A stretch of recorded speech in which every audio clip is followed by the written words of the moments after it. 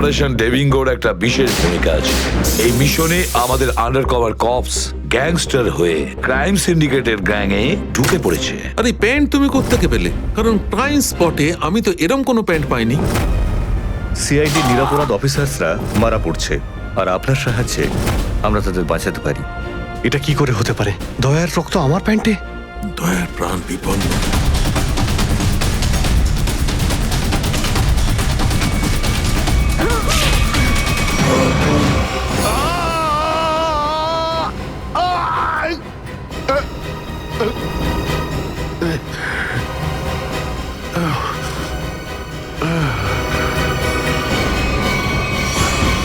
Sir, শহরে যত toll plaza রয়েছে সব জায়গায় খোঁজ নিয়েছি। না তো এসিপি স্যারের খোঁজ পেয়েছি, আর না তো দয়া স্যারের। এসিপির খবর তো পাওয়া যায়নি, কিন্তু দয়ার খবর পাওয়া গেছে। জানতে পারা গেছে কোথায় ও? আগে কয়েকটা গুন্ডা ওকে উঠিয়ে নিয়ে কোথাও একটা বন্দি করে রেখেছে। ওর অবস্থা ভীষণই খারাপ। ইনি ডক্টর প্রমোদ। নমস্কার। গুন্ডারা জোর করে তুলে নিয়ে গেছিল। অ্যাকচুয়ালি দয়ার পিঠে গুলি লেগেছিল, যেটা গুন্ডারা এনাকে দিয়ে বার করিয়েছে। কে? দয়া স্যারের গুলি লেগেছে?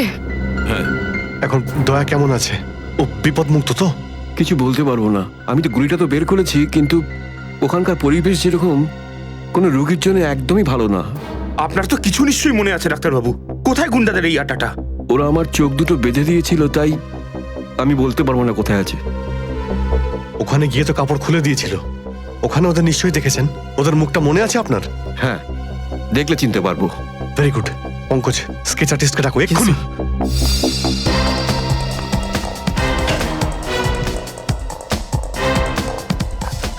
অভিজিৎ, ওই আমি তোমার সাথে।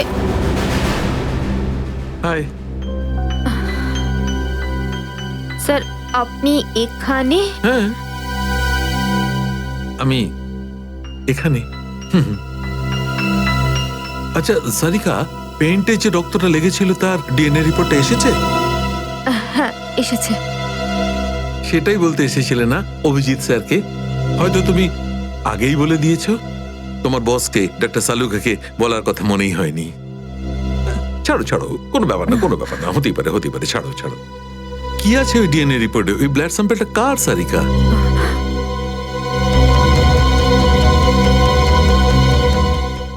দয়া স্যারের।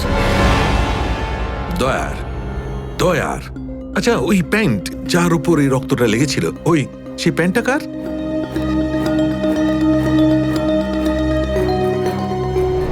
এটা কি করে হতে পারে? দয়ার রক্ত আমার প্যান্টে? অভিজিতের। এত দূর যখন চলেই এসেছো, তোমাকে কি এমনি এমনি চলে যেতে দেবো আমি? বারে বাহ, দেখেই বলে গঙ্গা জলে গঙ্গা পুজো করা। কেতন, খুব জল তেষ্টা পেয়েছে, ডাবের জল খাই না, চলো না। দাঁড়া আসছি। কেতন, আরে না না না, কেন? ছাড়ো। চলো না প্লিজ। কেতন, কেতন। বাকি শপিং না অন্য কোনো দিন করো, চলো বাড়ি যাই। না না, আমি এখনই শপিং কেতন! করবো। অন্যদিন কেন? আরে বোঝার চেষ্টা করো না, আমার শরীর খারাপ। প্লিজ প্লিজ না, বোঝার না, চেষ্টা এক্ষুনি। করো। আমি বলছি প্লিজ না, এক্ষুনি। কথা শোনো আমার। কেতন, কোথায় ছিলে তুমি কেতন? কে এটা? আমি কি করে জানবো? আমি চিনি না এনাকে। তুমি আমাকে চেনো না? নিজের সিমিকে চিনতে পারছো না কেতন? দেখুন দিদি, আপনি কিছু একটা ভুল করছেন। উনি কেতন নয়, উনি আমার স্বামী জয়। আমি আমার স্বামীকে চিনতে একটুও ভুল করিনি। এ আমার কেতনই। হয়তো আপনার স্বামীকেও ঠিক আমার মতনই দেখতে। আমার নাম তো জয়, জয় ধনকিশোর। এই দেখুন আমার ড্রাইভিং লাইসেন্স। তোমরা পুলিশরা এই ডুপ্লিকেট ড্রাইভিং লাইসেন্স ইজিলি বানাতে পারো, আমি সব জানি। কিন্তু তুমি এরকম কেন করছো? পুলিশ? দিদি, উনি উনি পুলিশে চাকরি করেন না, উনি তো একজন মার্কেটিং ম্যানেজার। ইনি মার্কেটিং ম্যানেজার নন, আমার স্বামী একজন পুলিশ অফিসার। 6 বছর আগে একটা ডিউটির জন্য গেছিল, আর আজ অবধি ফেরত আসেনি। 6 বছর আগে? হ্যাঁ। আপনাদের বিয়ে কবে হয়েছে? 5 বছর আগে। তুমি আমার উপর সন্দেহ করছো, তাও আবার একজন অপরিচিত মহিলার কথায়। চলো। কেতন, কেতন দাঁড়াও, কেতন।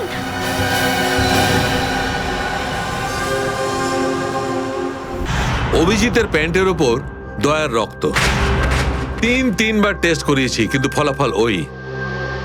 আর সেই কারণে তুমি প্যান্টটা চুপচাপ সারিকাকে দিয়ে দিয়েছিলে, কারণ তুমি জানতে ওই প্যান্টে দয়ার রক্ত লেগে আছে। যদি আমি জানতাম যে আমার প্যান্টে দয়ার রক্ত লেগে আছে, তাহলে সেটা আমি টেস্ট করার জন্য কেন দেব?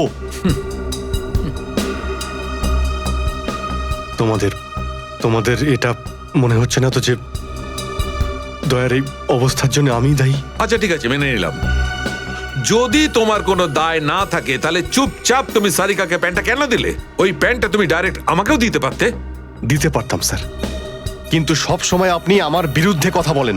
আমাকে ছোট করার কোনো সুযোগই আপনি ছাড়েন না। এই জন্য ওই প্যান্টটা আমি আপনাকে দিইনি।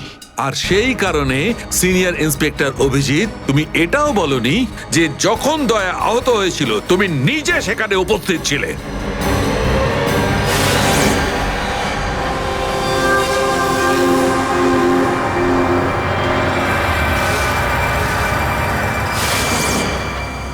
বলে দিতাম, যদি আমার মনে থাকতো।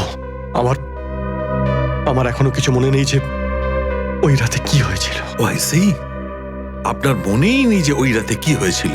ডক্টর সালুখে, আমরা অভিজিৎ স্যার আর দয়া স্যারের বন্ধুত্বের উদাহরণ দিই, আর আপনি ওনাদের উপরে এরকম অপবাদ দিচ্ছেন?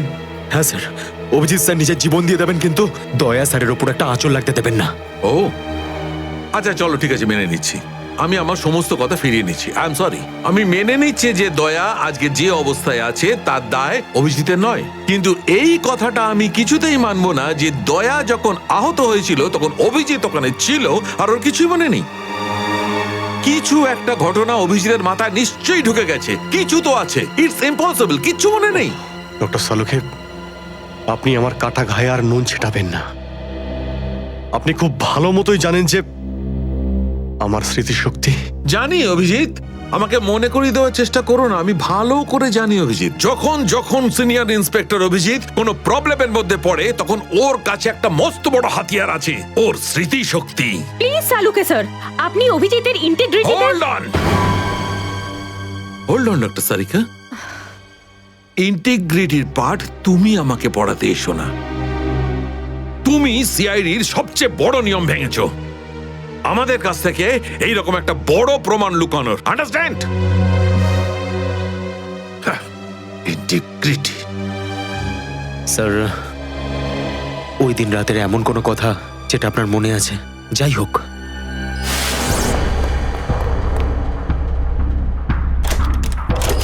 আমি তেজার পিছনে দৌড়াচ্ছিলাম। ও দৌড়ে গিয়ে গাড়িতে ওঠে, আর তারপর কেউ ওকে গুলি করে আর গাড়ির বাইরে ফেলে দেয়।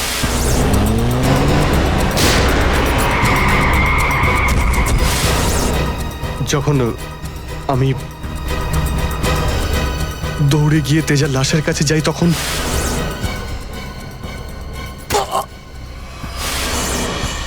কেউ আমার ঘাড়ের কাছে কিছু একটা সূচের মতো। তারপর আমি অজ্ঞান হয়ে যাই। আর তার পরের দিন যখন আমার চোখ খোলে, তখন আমি দেখলাম যে আমি রাস্তার পাশে পড়ে আছি। তার মধ্যে কি হয়েছে আমার কিচ্ছু মনে নেই। ঠিক আছে, কোনো ব্যাপার নয়। ওই রাতে এক্স্যাক্টলি কি হয়েছিল সেটা জানা যাবে এই গুলিটার মারফত। এটা সেই গুলিটা যেটা দয়ার পিঠ থেকে বার করেছিলেন ডক্টর প্রমোদ। আর এই গুলিটার ব্যালিস্টিক রিপোর্ট থেকেই বার করা যাবে যে আসলে এই গুলিটা কার বন্দুক থেকে ছোঁড়া হয়েছিল। Sarika, come with me. Doctor Pramod, এক মিনিট। আপনি স্কেচ বানাতে হেল্প করবেন, আর আমি আপনাকে কয়েকটা প্রশ্ন করতে চাই। হ্যাঁ, জিজ্ঞাসা করব। ডক্টর প্রমোদ, আপনাকে ওই গুন্ডারা কোথা থেকে কিডন্যাপ করেছিল? প্রতাপনগর থেকে। আর তারপর আপনার চোখে কাপড় বেঁধে দেয়? আগে ওর পরে গাড়িতে বসে ওদের আড্ডায় নিয়ে যায়। আড্ডায়? আচ্ছা, আড্ডাতে পৌঁছাতে আপনার কতক্ষণ লেগেছিল মনে আছে? 40-45 মিনিট। 40-45 মিনিট? এটা ঠিক কটার সময়? রাত তখন এই 10:30টার মতন। রাত 10:30টা? ওই সময় তো প্রতাপনগরে খুব একটা ট্রাফিক থাকে না, রাস্তা ফাঁকাও থাকে। শ্রেয়া, শহরের ম্যাপটা নিয়ে এসো, আর সেই সব জায়গা লিস্ট বানাও যেখানে প্রতাপনগর থেকে যেতে 45 মিনিট সময় লাগে। শ্রেয়া, কি হলো? শহরের ম্যাপটা নিয়ে এসো তাড়াতাড়ি। সরি স্যার, আমার শরীরটা ভালো লাগছে না, এক্সকিউজ মি।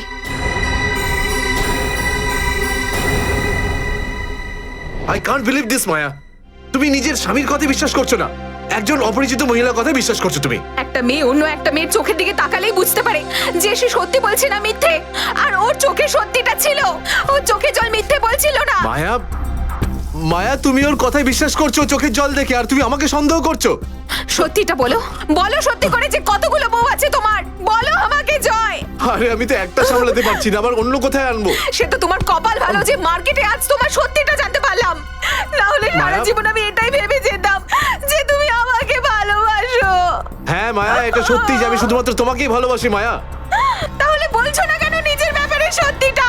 নিজের অতীতের ব্যাপারে কেন বলো না আমাকে কিছু? মায়া তুমি তো সব জানো আমার সম্পর্কে, যে আমার কেউ নেই কোনোদিন, আর তুমি ছাড়া আমার কে আছে বলো?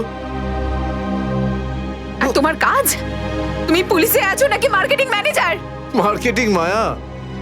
সব মিথ্যে। আমি তোমার অফিসে যেতে চাই। আমি কিছু জানি না, আমি তোমার অফিসে যেতে চাই। ঠিক আছে, অফিস যেতে চাও? আমি সামনের সপ্তাহে তোমাকে আমার অফিসে নিয়ে যাবো, খুশি? কেন? পরের সপ্তাহে কেন?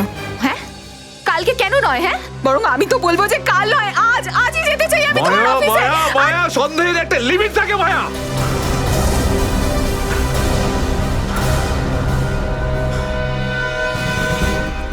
ঠিক আছে মায়া, আই এম সরি মায়া, আমি তোমাকে অফিসে নিয়ে যাবো। মিথ্যে কথা বলার একটা লিমিট আছে জয়, ওরফে কেতন। মায়া, যতক্ষণ না তুমি আমাকে সত্যিটা বলছো, আমার সাথে কথা বলতে আসবে না তুমি। Maya listen to me Maya, please শোনো মায়া। মায়া, মায়া দরজা খোলো মায়া।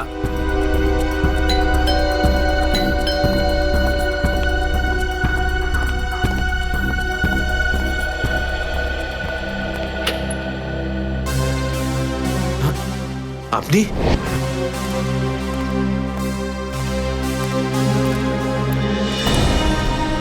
কেতন, মিশনের কাজটা থামিয়ে দাও আর এই মুহূর্তে এখান থেকে চলে যাও। না স্যার, আমি এই মিশনের জন্য আমার জীবনে 6টা বছর দিয়েছি স্যার। স্যার প্লিজ স্যার, আপনি এই মিশনটা আটকাতে পারেন না স্যার। আমি এই মিশনটা কমপ্লিট করা খুব তুমি কাছাকাছি। বুঝতে পারছো না কেন কেতন? তোমার জীবন কতটা বিপন্ন তুমি জানো? আর তাছাড়া আমি অন্যান্য অফিসারদের এইভাবে মরে যেতে দেবো না। 4টের সময় গোলমা বাস স্ট্যান্ডে অপেক্ষা করবে, that's an order. Sir, sir please sir, sir please. Sir, সব মিলিয়ে 4টে এমন জায়গা রয়েছে যেটা প্রতাপনগর থেকে 45 মিনিটের দূরত্বে রয়েছে। এটা হচ্ছে ভিকে রোড, যেখানে কল সেন্টার্স আর অফিসগুলো রয়েছে। এটা সেই জায়গাটা হতে পারে না।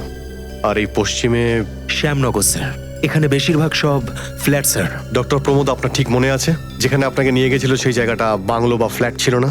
হ্যাঁ, পুরনো কোনো এলাকায়। এখন তাহলে বাকি রইল সাউথ আর ইস্ট। এই সাউথের দিকে চিত্রকূটনগর আর ইস্টে বিদ্যাধরনগর। চিত্রকূটনগরে তো অনেক দোকান রয়েছে, আর বিদ্যাধরনগর এখানে তো অনেক স্টুডিও রয়েছে, ফিল্মের শুটিং হয় এখানে। আরে শ্রেয়া, আচ্ছা এখন তোমার শরীর কেমন আছে? আমি ঠিক আছি স্যার, থ্যাংক ইউ। শ্রেয়া, চাইলে তুমি বাড়ি গিয়ে বিশ্রাম নিতে পারো, ততক্ষণ আমরা এসব খোঁজ নিচ্ছি। না স্যার, যতক্ষণ দয়া স্যার আর এসিপি স্যারের খোঁজ পাওয়া যাচ্ছে না, আমার শান্তি হবে না। ওকে, ঠিক আছে। মানে দয়া হয় বিদ্যাধরনগরে, না হলে চিত্রকূটনগরে আছে। ডক্টর প্রমোদ আপনাকে যেখানে নিয়ে গেছিল, আশপাশ থেকে সেখানে কি কোনো শব্দ আসছিল? আপনি কিছু শুনেছিলেন ওখানে? হ্যাঁ, একটা গান বারবার শোনা যাচ্ছিল। মানে বলতে চাই, প্রত্যেক আধ ঘন্টা পর ওই গানটাই শুনছিলাম। তার মানে আশেপাশে কোথাও ফিল্মের শুটিং চলছিল, মানে বিদ্যাধরনগর। বিদ্যাধরনগর, কারেক্ট। ফিল্মের সব স্টুডিও ওখানেই আছে। এটা খোঁজ নাও যে বিদ্যাধরনগরে কোন স্টুডিও আছে যেখানে এই গানটার শুটিং চলছিল। দেখো রে নয়ন মেলে জগতের বাহার, জগতের বাহার, ওটো টো টো টো। সকাল হয়ে গেছে, স্কুল যাওয়ার সময় হয়ে গেছে। ভালো বাবু, সোনা বাবু, ওঠো। কারা তোমরা? সিআইডি দের শত্রু আর অপরাধীদের বন্ধু। দেখো দেখো দেখো দেখো দেখো দেখো কেমন করে ছটফট করছে, দেখো খাঁচায় বন্দি সিংহের মতন ছটফট ছটফট ছটফট ছটফট ছটফট ছটফট। একবার শুধু শেকলটা খুলে দে, তারপর দেখ তোদের কি অবস্থা করি। না না না না না, আমরা কি মরতে চাই নাকি যে তোমার হাত খুলে দেবো? আরে আমরা তো শুধু এটা বলতে এসেছিলাম যে তোমার সাথে সাথে তোমার পুরো সিআইডি টিমের এবার সর্বনাশ হতে চলেছে। সর্বনাশ।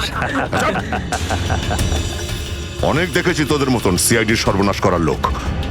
আজ তারা কোথায় আছে কেউ সেটা জানে না। তুমি আমাদের এতটা বোকা আর দুর্বল ভাবতে যেও না, কারণ আমাদের বস এত চালাক, এতটাই চালাক যে সিআইডির ছায়াও ওর কাছে পৌঁছাতে পারবে না। আমার কথা শোন, গিয়ে তোর বসকে বলে দে কাউন্ট ডাউন শুরু করে দেয় যেন ও বাঁচবে না আর, বাঁচবে না আরো। কি ব্যাপার তোমাদের ভাই, তোমাদের এই সিআইডি অফিসারদের এই ব্যাপারটা আমার দারুণ ভালো লাগে। মৃত্যুর মুখে বসেও ডায়লগ মারতে ছাড়ো না তোমরা। দয়া, তোমার সঙ্গে দেখা করে খুব ভালো লাগলো। Good bye.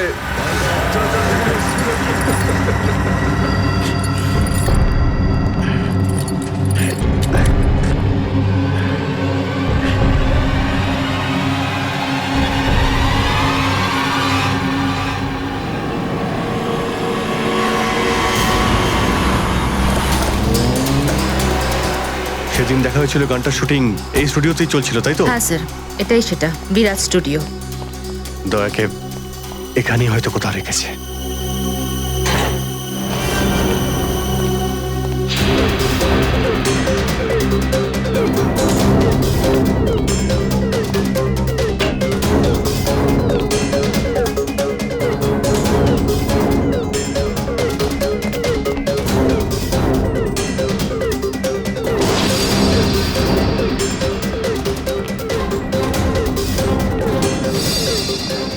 এত রক্ত?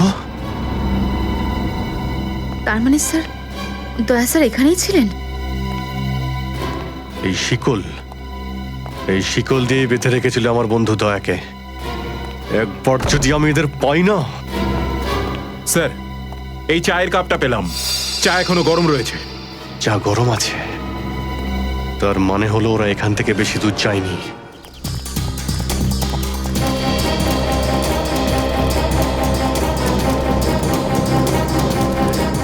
স্যার, মনে হচ্ছে এখানে কিছু হয়েছে।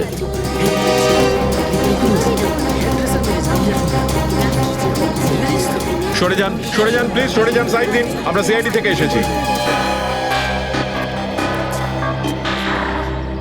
স্যার দেখুন না, কেউ ঋতুকে খুন করে ফেলেছে। কি করে হলো এইসব? বলতে পারবো না স্যার, আমরা সবাই শুটিংয়ে ব্যস্ত ছিলাম তো তো হঠাৎ গুলি চালাবার আওয়াজ পেলাম, আর এখানে এসে দেখলাম এই মরে আছে। কতক্ষণ আগে চলেছিল গুলি? স্যার এই ধরুন আধ ঘন্টা আগে। স্যার আমরা লোকাল পুলিশকেও ইনফর্ম করে দিয়েছি স্যার। ঠিক আছে, আপনারা একটু এখান থেকে পিছিয়ে যান একটু।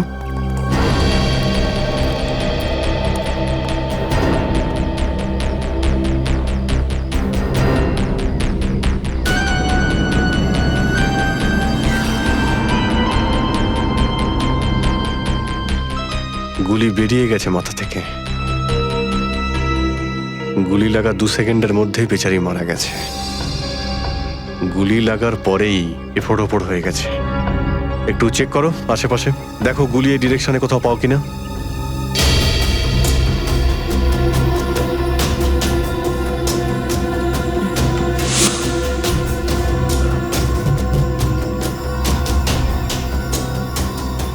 এ বিচারি এইভাবে এখানে বসেছিল, পিছন থেকে কেউ গুলি করলো আর এইভাবে উল্টে পড়ে যায়।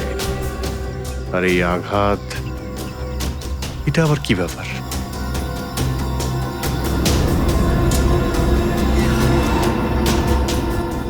উইক পড়েছিল মেয়েটা?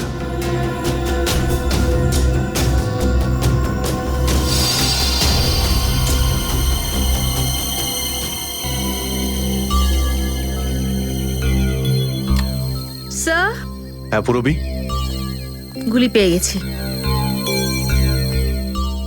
রাইফেলের গুলি মনে হচ্ছে। রেখে দাও এটাকে। আচ্ছা, কি উইক পড়তো? একদমই না স্যার, ও আসলে আমার হেয়ার ড্রেসার ছিল, আর আমার উইগস আর সবকিছু ওই রাখতো। যে উইগটা ও পরেছে না, সেটা আমার নেক্সট সিনের জন্য লাগতো। ঋতু আপনার উইক পড়েছিল? হ্যাঁ স্যার। সুশান্ত, বুঝতে পারলে?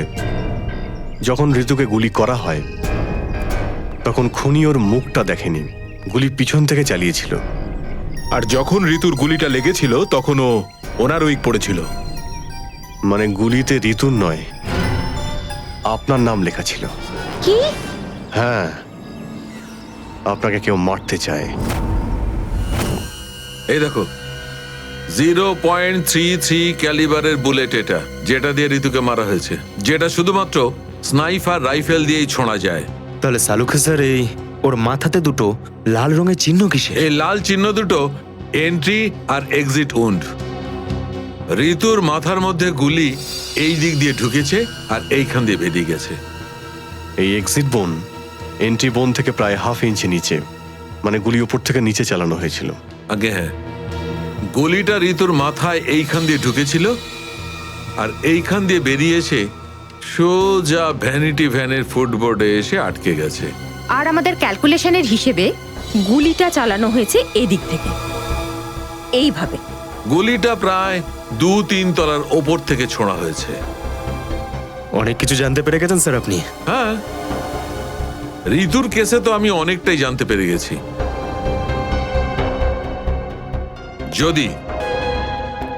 যদি আমি এইটা জানতে পারতাম যে দয়া আর আমার অন্যান্য অফিসারদের মধ্যে কি হয়েছিল, কিন্তু আফসোস, যে লোকটি এই কথাটা বলতে পারতো সে বলতেই চাইছে না। আপনি কি বলতে চাইছেন যে আমি কি বলছি না? মনে থাকলে তো বলবো। আপনি সবসময় আমার বিরুদ্ধে বাজে অভিযোগ করেন। না অভিজিৎ, সালুকে কারোর ওপর কখনো বাজে অভিযোগ করে না। ডক্টর সালুকে প্লিজ, আপনি কি please? Please sir, Saluke sir please, আমরা কি এখন শুধুমাত্র ঋতুর কেসটা নিয়ে কথা বলতে পারি? ঋতুর কেসে আমি যতটা জানতে পেরেছি আমি সবটাই বলে দিয়েছি। ব্যাস, এখন আমার অপেক্ষা শুধুমাত্র একটা প্রমাণের জন্য, যা দিয়ে আমি জানতে পারবো দয়ার সঙ্গে কি ঘটেছিল। That's it.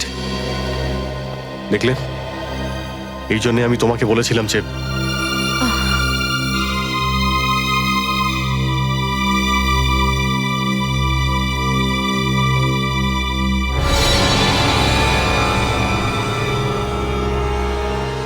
Sharp shooter.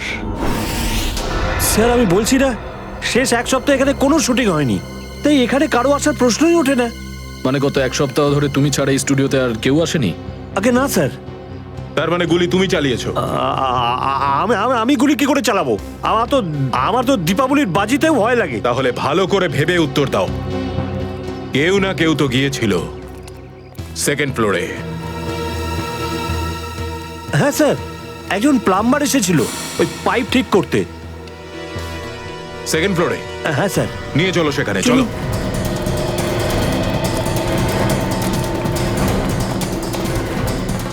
কোন দিকে? এই দিকে।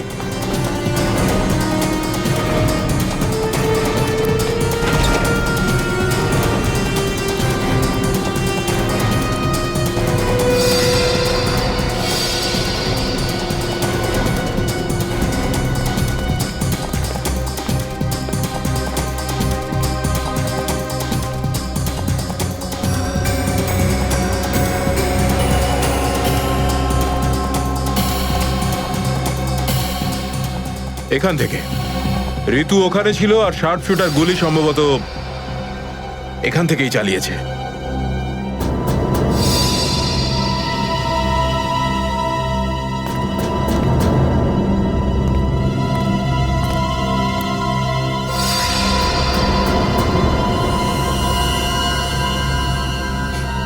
স্যার স্যার লাবণ্যকে গুলি করা হয়েছিল, এই হলো ওই গুলিটার শেল। তুমি স্যার স্যার এতে আমার কোনো দোষ নেই স্যার। স্যার প্লিজ আমার বিরুদ্ধে কোনো কমপ্লেন করবেন না, আমার চাকরি চলে যাবে, প্লিজ প্লিজ। ভয় পেও না। আচ্ছা আমাকে এটা বলো, ওই প্লাম্বারের মুখটা দেখেছিলে তুমি? স্কেচ বানাতে পারবে? স্যার আসলে কি বলুন তো, আমি না চশমা ছাড়া কিছু দেখতে পাই না। আর ও যখন এসেছিল তখন আমার চশমা কোথাও হারিয়ে গিয়েছিল, আর আমি চশমাটাই খুঁজছিলাম। এই লাবণ্যর কোনো না কোনো শত্রু তো নিশ্চয়ই আছে, নইলে কেউ ওকে মারার চেষ্টা কেন করবে? এই লাবণ্য ঠিকুজি বের করেছি স্যার, ওর কারোর সাথে কোনো শত্রুতা ছিল না। হ্যাঁ স্যার, ফ্লপ হচ্ছিল ওর সব ফিল্ম। তাহলে এরকমও হতে পারে না যে অন্য কোনো অভিনেত্রী হিংসা বা ঈর্ষার কারণে ওকে মারার চেষ্টা করে থাকবে। লাবণ্য খুব বড় লোক নয় যে টাকা পয়সার জন্য ওর উপরে কেউ হামলা করবে। স্যার হতে পারে সত্যি এই গুলিটা ঋতুর উপরে চালানো হয়েছে, লাবণ্যের উপর নয়। আচ্ছা, তোমরা কি ঋতুর ব্যাপারে ইনফরমেশন বের করেছো? হ্যাঁ স্যার, ঋতুরও কারোর সাথে কোনো শত্রুতা ছিল না। এমন কোনো না কোনো ব্যাপার আছে যা আমরা ঠিকমতো দেখতে পাচ্ছি না। এই লাবণ্যের যে আর্টিকেলগুলো আমরা পেয়েছি এর মধ্যে কোনো না কোনো ব্যাপার নিশ্চয়ই আমরা পাবো যার সঙ্গে কেসের কোনো না কোনো সম্পর্ক আছে। স্যার স্যার এটা 3 দিন পুরনো পেপার। এতে নিউজ আছে যে লাবণ্য জিনিসপত্র চুরি হয়েছিল ব্লু ইভ রিসর্ট থেকে। লাবণ্যের জিনিসপত্র চুরি হয়েছিল ব্লু ইভ রিসর্ট থেকে?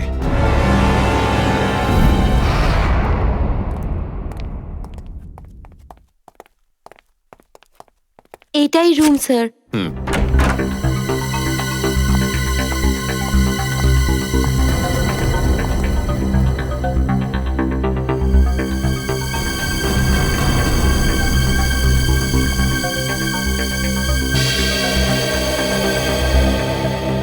এই ঘর থেকেই আপনার জিনিসপত্র চুরি হয়েছিল? একদমই তাই স্যার, কিন্তু খুব একটা দরকারি জিনিস ছিল না, এই এমনি 1,500-2,000 টাকা আর নকল জুয়েলারি। আর পুলিশ কোনো সূত্র পায়নি এখান থেকে? না স্যার। কিন্তু চোর এখানে আসলো কি করে? জানলা দিয়ে, এসির জায়গা দিয়ে নাকি? স্যার দরজা থেকে এসেছিল। পুলিশের কথা অনুযায়ী ও চাবির ব্যবহার করেছিল ঘরটা খুলতে। আর এই ঘরের চাবিটা কার কার কাছে ছিল? একটা আমার কাছে আর একটা এদের কাছে। ও মানে হোটেলের কোনো ভেতরের লোকের কাজও হতে পারে। ম্যাডাম আপনি এসব কি বলছেন? 15 বছর পুরনো আমাদের হোটেল, আমরা খুব সৎভাবে কাজ করে এখানে গুডউইল বানিয়েছি, আর আমাদের হোটেলের কোনো লোক এটা করতে পারে না। হয় এই কাজটা কোনো হোটেলের ভেতরের লোকই করেছে, অথবা কোনো বাইরের লোক এই চাবি চুরি করে চাবির ডুপ্লিকেট বানিয়ে নিয়েছে। আর এই দুটো সিচুয়েশনেই তোমাদের হোটেল দায়ী, বুঝলে কিছু? ছেড়ে দিন না স্যার, এই ছোটখাটো চুরির জন্য কেন ওদের ডিস্টার্ব করছেন? লাবণ্য দেবী, এই জিজ্ঞাসাবাদ আমরা আপনার জিনিসপত্রের জন্য করছি না, বরং এটা তাকে ধরার জন্য করছি যে আপনাকে মারতে চাইছে। কারণ আমাদের মনে হয় যে এই চুরির সম্পর্কের সাথে আপনার উপর প্রাণঘাতী হামলার সাথে থেকে থাকতে পারে। সেই কারণে একটু ঠিক করে মনে করে বলুন, আর কোনো বিশেষ জিনিস বা কোনো দামি জিনিস যেটা চুরি হয়েছে? হ্যাঁ, আমার তো না, কিন্তু আমার হেয়ার ড্রেসার ঋতুর জিনিস চুরি হয়েছিল। আর তারপর ওর হঠাৎ করে মুড অফ হয়ে গেছিল আর ও খুব কাঁদছিল। এমন কি জিনিস চুরি হয়েছিল ওর? একটা অদ্ভুত শোপিস ছিল। শোপিস? হ্যাঁ, আমিও অবাক হয়েছিলাম ভেবে যে একটা শোপিসের জন্য এত ভেঙে পড়ার কি আছে। আর আমি ওকে বলেও ছিলাম যে আমি ওকে একটা নতুন শোপিস এনে দেবো, কিন্তু হয়তো ওই শোপিসটা ওর জন্য খুব দামি ছিল। খুব দামি শোপিস ছিল? না না, ওই ট্রিপোলিয়াম বাজারে যে চাইনিজ শোপিসের দোকানগুলো আছে না, সেখান থেকেই নিয়েছিল। ওই হবে 700-800 টাকার মতো। ত্রিপোলিয়া বাজারে চাইনিজ জিনিসপত্রের দোকান?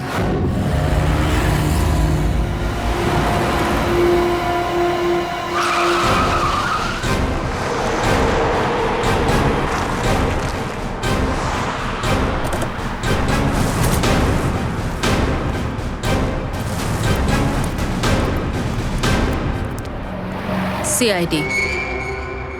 সিআইডি? একটা খুনের ব্যাপারে আপনার থেকে কিছু জানতে চাই। খুন? কার খুন হলো আবার? এর নাম ঋতু, ফিল্ম ইন্ডাস্ট্রিতে হেয়ার ড্রেসারের কাজ করে। কিছু মনে পড়লো? আমি তো একে কোনোদিন দেখিনি। গত শনিবারে আপনার দোকানে এসেছিল। ও একটা মূর্তি কিনেছিল। এই অনেকটা এরকম ছিল।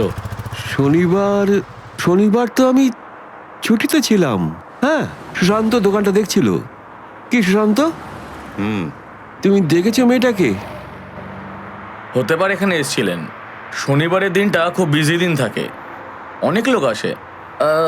কিছু মনে পড়ছে না। আচ্ছা, আমাকে এই মূর্তিটা দেখাও তো। ওই মূর্তিটাও।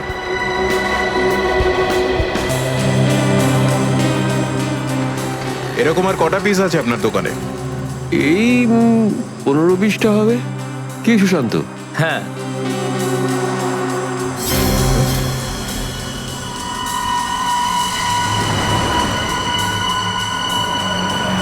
ওখানে ওই দুটো বক্সে ক্রস চিহ্ন দেওয়া কেন? আরে আরে ওটা তো ডিফেক্টিভ পিস। এগুলো ফ্যাক্টরিতে রিটার্ন যাবে, আপনার কোনো কাজে আসবে না। সেটা এক্ষুনি জানতে পারা যাবে। দেখাও ওটাকে, দেখাও।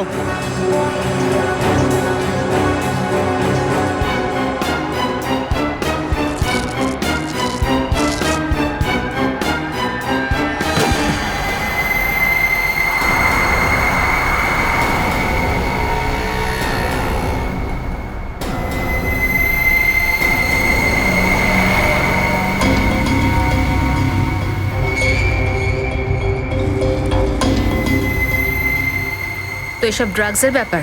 ঋতুকেও এরকমই শপিস বেঁচেছিলে? সুশান্ত, তুমি আমার দোকানে থেকে ড্রাগসের কারবার করতে? এবার বন্ধ করো এই নাটকটা। অ্যারেস্ট করো এই দুজনকে। আসুন, পরে দেখছি।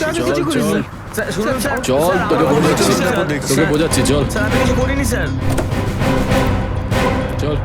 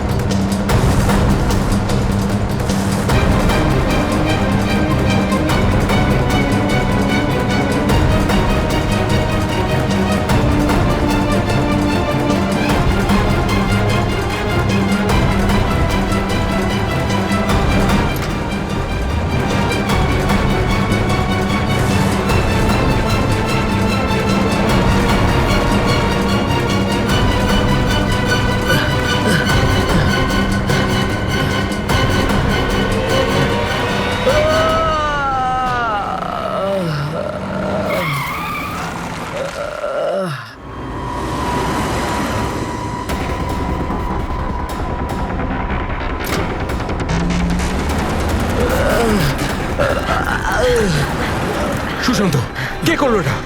বলো সুশান্ত, উত্তর দাও। হ্যাঁ বলো, বলো সুশান্ত, কে করলো এটা? সুশান্ত,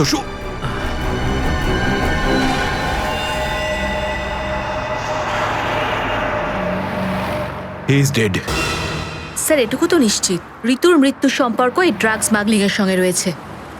হ্যাঁ পুরবি, কিন্তু এই ড্রাগসের র্যাকেটের পিছনে কারা আছে?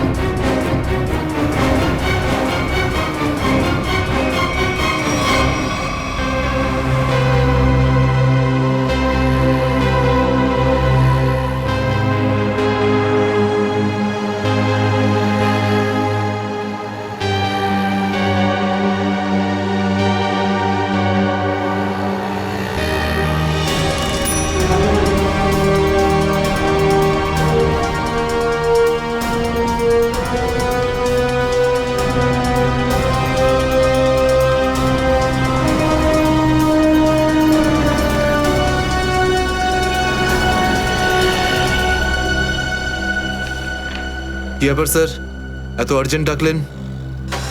জয়, তোমার জীবনে ঝুঁকি আছে। তোমাদের মতন অফিসারদের ব্যাপারে ওরা জেনে গেছে, আর ওরা একের পর এক মেরে ফেলছে। এটা কি করে হতে পারে স্যার? আমাদের ব্যাপারে কে কাকে কি বলবে? সেটাই তো বুঝে উঠতে পারছি না। সেটারই তো খোঁজ নিতে হবে। তুমি একটা কাজ করো, এটার মধ্যে ভোপাল যাওয়ার টিকিট আর 10,000 টাকা রয়েছে। তাড়াতাড়ি এখান থেকে চলে যাও। যাও, তাড়াতাড়ি বেরিয়ে পড়ো। জয়, জয়, কি হয়েছে? জয়, জয়,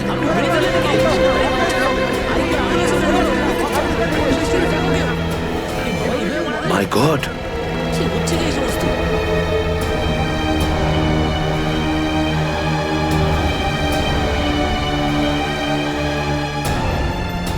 আরো একজন আন্ডার কভার কপ মারা গেল, আরো একজন সিআইডি অফিসার মারা গেল, কিন্তু আমি ওকে বাঁচাতে পারলাম না।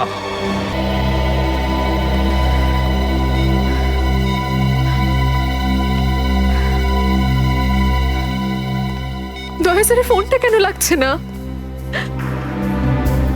শ্রেয়া, দয়া স্যারও ঠিক ফিরে আসবেন যেরকম অভিজিৎ স্যার এসেছেন। স্যার কিভাবে ফিরে আসবেন? আমরা তো এটাও জানি না যে দয়া স্যার কোথায় আছেন। স্যার, নাইবা দয়া স্যারের খোঁজ পাওয়া যাচ্ছে, নাইবা এসিপি স্যারের। শ্রেয়া, ওনারা সিআইডি অফিসার, এরকম অনেক সমস্যার সম্মুখীন হয়েছেন। যেখানেই থাকুক না কেন, নিশ্চয়ই ভালো থাকবেন ওনারা। স্যার, আপনি এমনটা কিভাবে বলতে পারেন?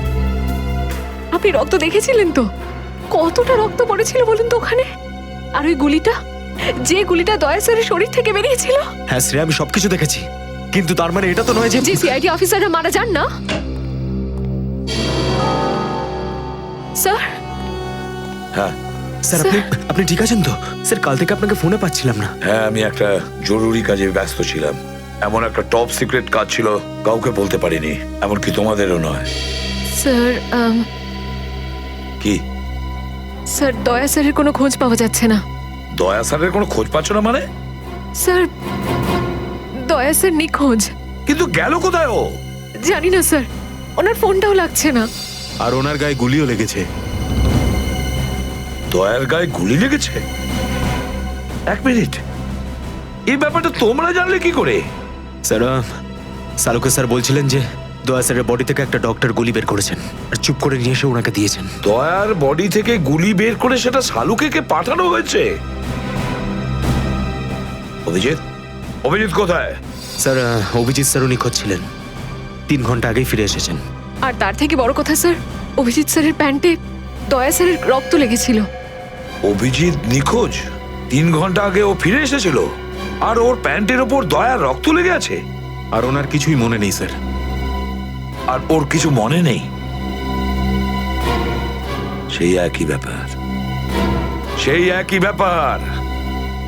অভিজিৎ যখনই কোনো মুশকিলে পড়ে, ওর স্মৃতিশক্তি লোপ পেয়ে যায়।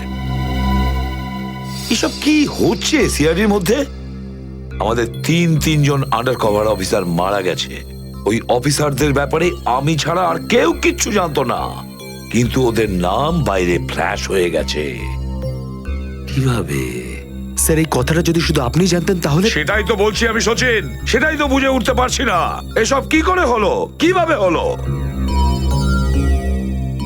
এটার একটাই মানে দাঁড়ায় সচিন, আমাদের মধ্যেই কেউ একজন আছে যে আমাদের সঙ্গে বেইমানি করছে, আমাদের সাথে বেইমানি করছে। একজন বেইমান আছে। আর স্যার, একটা কথা আরো, একজন হেয়ার ড্রেসার খুন হয়ে গেছে স্যার। Hair dresser? হ্যাঁ স্যার, শুটিং চলাকালীন ওকে খুন করা হয়েছে। স্যার, মনে হচ্ছে এই খুনটা ড্রাগসের কারণে হয়েছে। আর স্যার, তদন্ত করতে করতে একটা লোক পর্যন্ত পৌঁছেছি, কিন্তু শেষে ও মারা যায়। আর স্যার, ওর পকেট থেকে আমরা এই কাগজটা পেয়েছি। স্যার, এটার উপরে কিছু নাম্বার লেখা রয়েছে। 1856372459, 1835672345।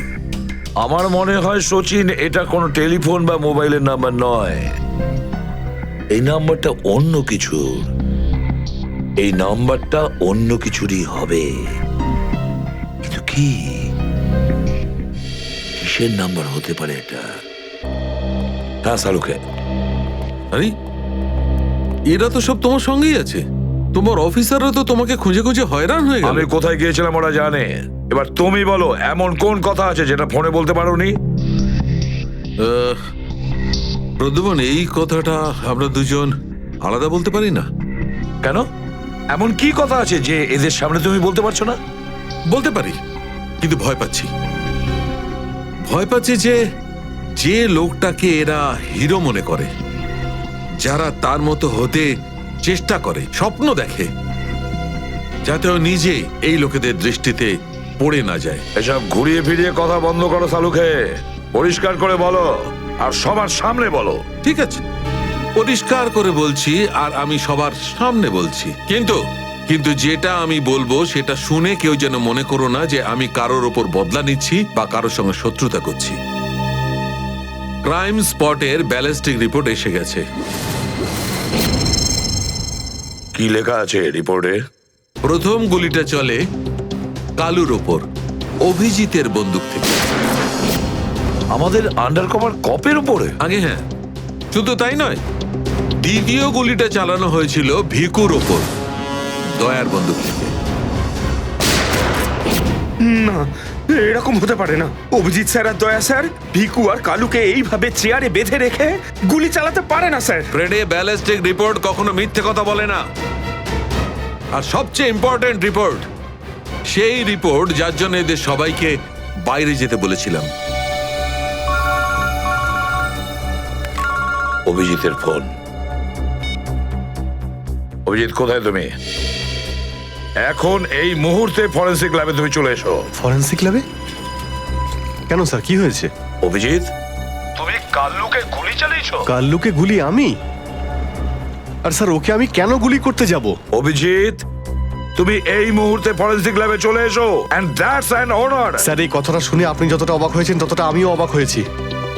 আর যতক্ষণ আমি এটা না জানছি যে ওই রাতে কি হয়েছিল, আমি আসবো না। তাহলে কি তুমি আমার বিরুদ্ধে যাবে? স্যার, আমি আপনার বিরুদ্ধে যাচ্ছি না স্যার। আমি সেটাই করছি যেটা আপনি আমাদের শিখিয়েছিলেন, সিআইডি ডিউটি স্যার। অভিজিৎ, ও না করে দিল। আপনার অনেস্ট, ব্রিলিয়েন্ট, ইন্টেলিজেন্ট অফিসার আপনার অর্ডার ক্যারি আউট করতে না করে দিল এসিপি সাহেব। আমি জানতাম প্রদ্যুমন, এই অভিজিৎ একদিন না একদিন পুরো সিআইডি টিমের জন্য সেই মাছি প্রমাণিত হবে যে সমস্ত পুকুরটাকে নষ্ট করে দেয়। এই অভিজিতের কারণে আমাদের পুরো সিআইডি টিমের বদনাম হয়ে যাচ্ছে। কলঙ্ক একটা। এই অভিজিৎ সিআইডি টিমের একটা বড় বোঝা, একটা কলঙ্ক। অনেক হয়েছে স্যার, বন্ধ করুন এসব। আর কি উল্টোপাল্টা বলবেন ওর নামে? আমি বন্ধ করব? আমি তো বন্ধ করে দেবো সারিকা, কিন্তু এই রিপোর্ট, এইটার কি করবে? এইটা চুপ করে থাকবে না সারিকা, এইটা সত্যি কথা বলবে বস। জানো এই রিপোর্টে কি আছে? কি আছে ওই রিপোর্টে? দয়ার উপর গুলি কে চালিয়েছে, কে মেরেছে সালুকে, কে করেছে গুলিটা? প্রদ্যুমন, দয়ার উপর গুলি তোমার honest, brilliant, intelligent officer Abhijit চালিয়েছে। কি? দয়া অভিজিতের গুলির শিকার হয়েছে প্রদ্যুমন। অভিজিৎ গুলি চালিয়েছে দয়ার ওপর। অভিজিৎ? অভিজিৎ অভিজিৎ দয়াকে গুলি করেছে?